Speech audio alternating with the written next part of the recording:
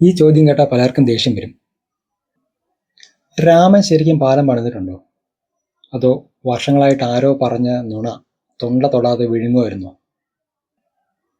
നിങ്ങൾക്ക് രണ്ട് ഓപ്ഷൻ ഉണ്ട്. ഒന്നെങ്കിൽ ഇവൻ യുക്തിവാദിയാണ്, നിരീശ്വരവാദിയാണ് എന്ന് പറഞ്ഞിട്ട് ഈ വീഡിയോ സ്കിപ്പ് ചെയ്ത് പോകാം.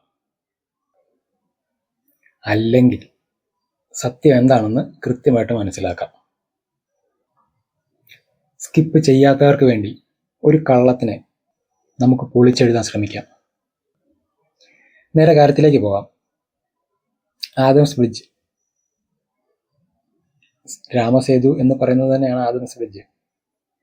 ഗൂഗിളിൽ സെർച്ച് ചെയ്താൽ ആദംസ് ബ്രിഡ്ജ് എന്നുള്ള പേരിലാണ് വരുന്നത്. ഈ ആദംസ് ബ്രിഡ്ജ് എന്ന പേരെങ്ങനെയാണ് വന്നതെന്ന് അറിയാവോ? അതായത് ഈഡൻ ഗാർഡനിൽ നടന്ന മാച്ചിൽ ആദം LBW അങ്ങനല്ല, ഈഡൻ ഗാർഡൻ ഏദൻ തോട്ടത്തിൽ ആദം ആപ്പിൾ കഴിച്ചെന്നോ എന്തോ പറഞ്ഞിട്ട് ദൈവം പുറത്താക്കി എന്നുള്ളതാണ് കഥ. ഭൂമിയിലേക്ക് വിട്ടു. ഈ പബ്ജി ഗെയിമിനകത്ത് നമ്മൾ ഫ്ലൈറ്റിൽ നിന്ന് ചാടിയില്ലെങ്കിൽ അവസാനം നമ്മളെ തള്ളിയിടുന്ന ഒരു ദ്വീപുണ്ടല്ലോ, അതുപോലെ തള്ളിയിട്ടൊരു ദ്വീപായിരുന്നു ശ്രീലങ്ക. അവിടെ ആദമിന്റെ എന്തോ ഒരു ആദം റോക്കോ ആദം ഹില്ലോ എന്തോ ഒരു സാധനം ഉണ്ട് ശ്രീലങ്കയിൽ എന്നാണ് പറയുന്നത്. ആദം ശ്രീലങ്കയിൽ നിന്ന് ഇന്ത്യയിലേക്ക് വന്നിട്ട് അറേബ്യയിലേക്ക് എങ്ങാണ്ട് പോയെന്നാണ് പറയുന്നത്. അങ്ങനെ പോയത് ഈ പാലത്തെ കൂടെ വന്നായിരുന്നു പോയതെന്നാണ് പറയുന്നത്. അപ്പം വിശ്വാസപ്രകാരമാണെങ്കിൽ മനുഷ്യരിൽ ആദ്യമായിട്ടുണ്ടായ ആദം വന്നപ്പോൾ, അല്ലെങ്കിൽ ഇയാള് വാരിയല് വെച്ച് ഉണ്ടാക്കാൻ ഒരു സ്പെഷ്യലൈസ്ഡ് ടെക്നോളജി ഒക്കെ ഉണ്ട്. അങ്ങനെ ഉണ്ടാക്കിയതാണോ ഈ പാലം? വാരിയല്ലൂരി കടലിലിട്ടപ്പം പാലമായതാണോ? നേരത്തെ പാലം ഉണ്ടായിരുന്നോ? അതോ ഈ ശ്രീരാമൻ തന്നെയാണോ പാലം പണിതത് വാനരസേനയെ കൂട്ടി? ഏതാണ് ശരിയെന്ന് നമുക്ക് നോക്കാം. നേരെ കാര്യത്തിലേക്ക് പോകാം. ഒന്നാമത്തെ കാര്യം, ഇതൊരു പാലമല്ല. പാലമാണെന്ന് നുണ പറഞ്ഞിരിക്കുന്ന ഈ സാധനം ഒരു മണൽത്തിട്ടയാണ്. ഈ പാലം എന്ന് പറയുന്ന സാധനം ഒരു മനുഷ്യനുണ്ടാക്കിയ ഒരു നിർമ്മിതിയാണ്. ഏത് പാലം ആയിക്കോട്ടെ, അത് മനുഷ്യനുണ്ടാക്കിയതാണ്. അതിനൊരു ഡിസൈൻ ഉണ്ടായിരിക്കും, ഒരു കൺസ്ട്രക്ഷൻ ഐഡിയ ഉണ്ടായിരിക്കും, അതിന് ഉപയോഗിച്ചിരിക്കുന്ന ടൂൾസ് ഉണ്ടായിരിക്കും, അല്ലെങ്കിൽ മനുഷ്യൻ ഉണ്ടാക്കിയതാണെന്ന് അറിയാനുള്ള എന്തെങ്കിലും ഒരു തെളിവുണ്ടായിരിക്കും. ഇവിടെ ഇത് മനുഷ്യൻ ഉണ്ടാക്കിയതാണ് എന്നറിയാനും മാത്രം ഒരു തെളിവായിട്ടൊരു രോമം പോലും ഇല്ല. പിന്നെ ഇവിടെ എന്താ ഉള്ളത്? മണലുണ്ട്, ചുണ്ണാമ്പുകളുണ്ട്, പവിഴപ്പുറ്റുകളുടെ ഭാഗങ്ങളുണ്ട്, ആഴം കുറഞ്ഞ മണൽത്തിട്ടയുണ്ട്. ഇതല്ലാതെ ഇവിടെ ഒന്നുമില്ല. എന്നിട്ടാണ് രാമൻ പണിതൊന്ന് തള്ളി മറിക്കുന്നത്. ചോദിച്ചാൽ പറയും, നാസ പറഞ്ഞല്ലോ. നാസ പറഞ്ഞോ രാമനാ പാലം പണിതെന്ന്? മനുഷ്യനാ പാലം പണിതത് നാസ പറഞ്ഞോ? നാസ പറഞ്ഞത് സാറ്റലൈറ്റിൽ നിന്ന് നോക്കുമ്പോൾ ആഴം കുറഞ്ഞ മണൽത്തിട്ടകൾ നിരനിരയായിട്ട് കാണുന്നുണ്ട്. അതായത് ഈ പറയുന്ന ധനുഷ്കോടിയുടെ ഭാഗത്ത് നിന്ന്, അല്ലെങ്കിൽ ഈ പാമ്പൻ ഐലൻഡ്, അല്ലെങ്കിൽ ഈ രാമേശ്വരം എന്ന് പറയുന്നതിന്റെ എൻഡാണ് ധനുഷ്കോടി എന്ന് ഇപ്പൊ പറയുന്നത്. ധനുഷ്കോടിയിൽ നിന്ന് ശ്രീലങ്കയിലെ മാന്നാർ എന്ന് പറയുന്ന ഒരു ദ്വീപിന്റെ ഏരിയയിലേക്ക് മൺതിട്ടകൾ, നിരനിരയായി മൺതിട്ടകളുണ്ട് എന്നാണ് സാറ്റലൈറ്റിൽ കൂടി നാസ പറഞ്ഞത്. ഈ നാസ പറഞ്ഞു എന്ന് പറഞ്ഞാൽ ഏതെങ്കിലും കള്ളം ശാസ്ത്രമാകുമോ? ഇത് ബ്രാൻഡ് വാല്യൂ ഉപയോഗിച്ചുള്ള വെറും തട്ടിപ്പാണ്. അത് പറഞ്ഞാൽ പറയും, ഇനി പൊങ്ങിക്കിടക്കുന്ന കല്ല് നിങ്ങൾ കണ്ടിട്ടുണ്ടോ? പൊങ്ങിക്കിടക്കുന്ന കല്ല് ഞങ്ങൾ ധനുഷ്കോടി പോയപ്പോൾ കണ്ടിട്ടുണ്ടല്ലോ. അവിടെ ഒരു ചെരുവത്തിനകത്ത് ഒരു കല്ലിട്ട് വെച്ചിട്ടുണ്ട്. ഈ കല്ലിലാണ് ജയ് ശ്രീറാം എന്ന് എഴുതിയിട്ട് കല്ല് തള്ളി വെള്ളത്തിലിട്ടപ്പോഴത്തേനും കല്ല് പൊങ്ങിക്കിടന്നു. അങ്ങനെയാണ് പാലം ഉണ്ടാക്കിയതെന്ന് പറയുന്നത്. അതായത് പാലം അടിയിൽ നിന്ന് ഉണ്ടാക്കിയിട്ടില്ല എന്നാണ് ഇവർ പോലും ക്ലെയിം ചെയ്യുന്നത്, കഥയിൽ പോലും പറയുന്നത്. അങ്ങനെയാണെങ്കിൽ എങ്ങനെയാണ് ഈ പാലം അടിയിൽ നിന്ന് വരുന്നത്? കല്ല് പൊങ്ങിക്കിടക്കല്ലേ. ഫ്ലോട്ടിംഗ് ബ്രിഡ്ജ് പണ്ടങ്ങാണ്ട് ഒരു കടലിലുണ്ടാക്കിയതാണ്ട് സാധനം ചെയ്തിട്ടില്ലേ? ഇതുപോലെയാണ് പാലം ഉണ്ടാക്കിയതെങ്കിൽ ഇതിനടിയിൽ ഉണ്ടാവില്ലല്ലോ. അങ്ങനെയാണോ ആ പാലം? അല്ലെങ്കിൽ നിങ്ങൾ ക്ലെയിം ചെയ്യുന്ന ഈ രാമസേതു അങ്ങനെയാണോ? പിന്നെ പൊങ്ങിക്കിടക്കുന്ന കല്ലിന്റെ കാര്യം പറയാം. അതായത് അത് പോറസ് ലൈംസ്റ്റോൺ ആണ്.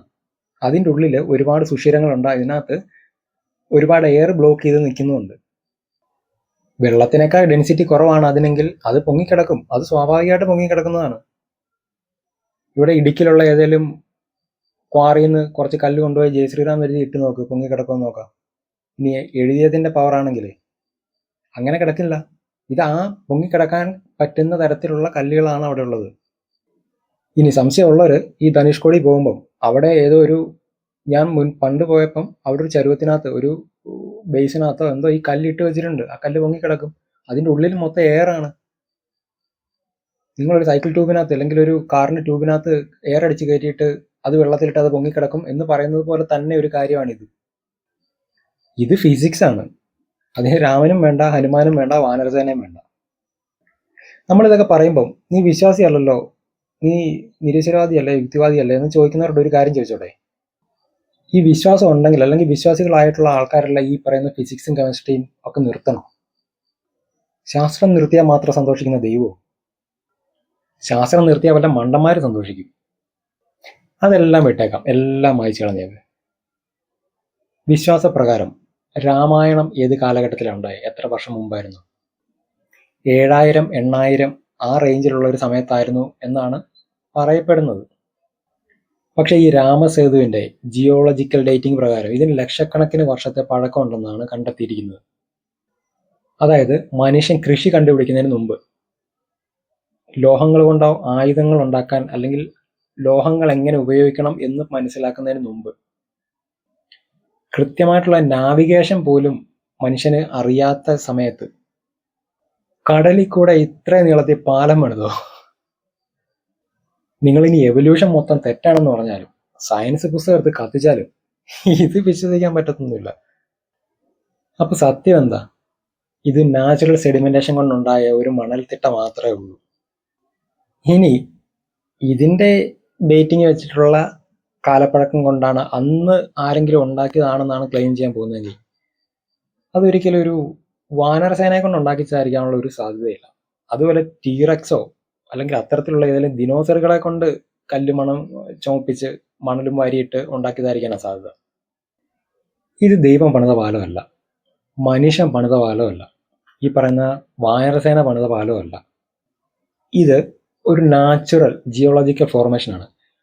അത് പറയാൻ കാരണം എന്താണെന്ന് വെച്ചാൽ, ഈ സാറ്റലൈറ്റിൽ നിന്ന് ഈ പാലം കാണുന്ന സമയത്ത് നമ്മൾ സാറ്റലൈറ്റിൽ നിന്ന് കണ്ട നിങ്ങളൊക്കെ കണ്ടിട്ടുള്ള ഒരു ഇമേജാണ്, മനസ്സിലായില്ലേ? സാറ്റലൈറ്റ് എപ്പോഴെങ്കിലും എടുത്ത ഒരു ഇമേജാണ്. ഇന്ന് നമ്മുടെ വീട് ഇരിക്കുന്ന സ്ഥലങ്ങളൊക്കെ സാറ്റലൈറ്റ് ഒരു ഇമേജ് കാണിക്കും. ആ ഇമേജ് 3 വർഷം മുമ്പാണെങ്കിൽ അന്ന് നിങ്ങളുടെ വീടിന്റെ മണ്ടയിൽ ഒരു പടുത ഇട്ടിട്ടുണ്ടെങ്കിൽ ആ പടുത ഇന്നും കാണിക്കും. ഇന്നവിടെ പടുത ഉണ്ടോ? അല്ലെങ്കിൽ ആ പടുത ഉണ്ടാകണം നിർബന്ധമുണ്ടോ? അല്ലെങ്കിൽ ഇന്നലെ ഈ സാറ്റലൈറ്റിലെ മാപ്പിങ്ങിൽ ഇല്ലാത്ത ഒരു വസ്തു നിങ്ങളുടെ വീടിന്റെ മേലിൽ ഉണ്ടാകാനുള്ള സാധ്യതയില്ലേ? ഈ പറഞ്ഞ ഒരു പടുത, മഴ നനയുമ്പോൾ ഒരു പടുത ഇട്ടിട്ടുണ്ടായിരിക്കില്ലേ? സാറ്റലൈറ്റിൽ ഏതെങ്കിലും ഒരു റെയിൽവേ സ്റ്റേഷൻ കാണിക്കുമ്പോൾ അവിടെ ഒരു ട്രെയിൻ ഉണ്ടെങ്കിൽ ഇപ്പം അവിടെ അങ്ങനെ ഒരു ട്രെയിൻ ഉണ്ടാകണം നിർബന്ധമുണ്ടോ? ഇല്ല. അതായത് ഈ പാലം എന്ന് പറയുന്നത് ഇത്തരത്തിലുള്ള കുറെ മണൽത്തിട്ടകൾ കൂടി ഇരിക്കുന്നു എന്ന് പറയുന്നതിന്റെ റീസൺ എന്താണെന്ന് വെച്ചാൽ, കടലിന് അങ്ങോട്ടും ഇങ്ങോട്ടും ഒഴുക്കുണ്ട്.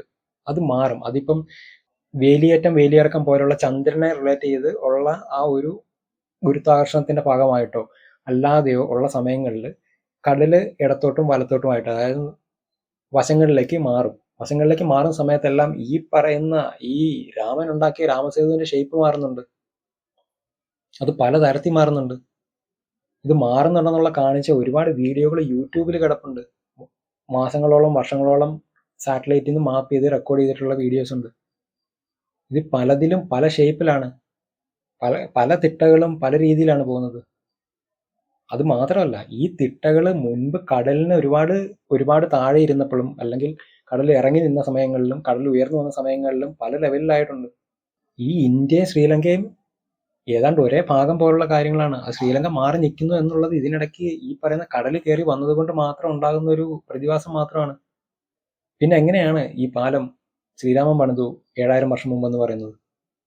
ഇനി വേണ്ട, സേതു സമുദ്രം പദ്ധതി എന്ന് പറഞ്ഞൊരു പദ്ധതിയെക്കുറിച്ച് നിങ്ങൾ കേട്ടിട്ടുണ്ടോ? ആ പദ്ധതി ഫ്ലോപ്പായി പോയി. ഇന്ന് കൊച്ചിയിലുള്ള ഒരു കപ്പലിന് ചെന്നൈയിൽ എത്തണമെങ്കിൽ ശ്രീലങ്കയ്ക്കപ്പുറത്ത് കൂടി ചുറ്റി വളഞ്ഞു വേണം പോകാൻ. മനസ്സിലായോ? ഇതിനു പകരം ഒരു ചാനൽ, ഒരു കനാൽ, കപ്പൽ ചാൽ ഉണ്ടാക്കാനായിട്ടുള്ള പദ്ധതിയായിരുന്നു സേതു സമുദ്രം പദ്ധതി എന്നാണ് എൻ്റെ അറിവ്. ഇത് വരുന്നത് ഈ പറയുന്ന ശ്രീലങ്കയ്ക്കും ഇന്ത്യക്കും ഇടവഴിയാണ് ആയിരുന്നു ചെയ്യേണ്ടിയിരുന്നത്. അത് ചെയ്യുകയായിരുന്നെങ്കിൽ ഇന്ത്യക്കും ശ്രീലങ്കയ്ക്കും ഫിനാൻഷ്യലി എല്ലാ തരത്തിലുള്ള ബെനിഫിറ്റ്സ് ഉണ്ടായേനെ. വെറും ഒരു വിശ്വാസത്തിന്റെ പേരിൽ അത് തടഞ്ഞു. ഇനി ആ വിശ്വാസത്തിനകത്ത് എന്തെങ്കിലും ലോജിക്ക് ഉണ്ടെങ്കിൽ പിന്നെയും കുഴപ്പമില്ല. ഒരു ലോജിക്കും ഇല്ലാത്ത ഒരു മണൽത്തിട്ട് എടുത്തിട്ട് ആരോ പണിത പാലമാണെന്ന് പറഞ്ഞ് ഇത്രയും കാലം മനുഷ്യനെ പറ്റിച്ചുകൊണ്ടിരുന്നു. ഇനിയെങ്കിലും ഈ വിശ്വാസത്തിന്റെ പേരിലുള്ള ഇത്തരം തട്ടിപ്പുകൾ മാറ്റി പ്രാക്ടിക്കലായിട്ട് ചിന്തിക്കാനും ഇത്തരത്തിലുള്ള കാര്യങ്ങൾ എന്തെങ്കിലും ഭാവിയിലേക്ക് വേണ്ട ആവശ്യമുള്ള കാര്യങ്ങൾ നിർമ്മിക്കാനുള്ള പദ്ധതികൾക്കും വേണ്ടി സമയം കണ്ടെത്തി ചിന്തിക്കാനുള്ള അവസരം എല്ലാവർക്കും ഉണ്ടാകണമെന്ന് വിചാരിക്കും. നിങ്ങൾക്ക് ഈ വീഡിയോ ഇഷ്ടപ്പെടുന്നുണ്ടെങ്കിൽ ലൈക്ക് ചെയ്യുക, ഇഷ്ടപ്പെടുന്നില്ലെങ്കിൽ ഡിസ്ലൈക്ക് ചെയ്യുക, ഇഷ്ടപ്പെട്ടാലും ഇഷ്ടപ്പെട്ടില്ലെങ്കിലും കമൻറ്റ് ചെയ്യുക. സബ്സ്ക്രൈബ് ചെയ്യാതെ ആരെങ്കിലും കാണുന്നുണ്ടെങ്കിൽ സബ്സ്ക്രൈബ് ചെയ്യുന്ന കാര്യം കൂടെ ഒന്ന് പരിഗണിക്കുക.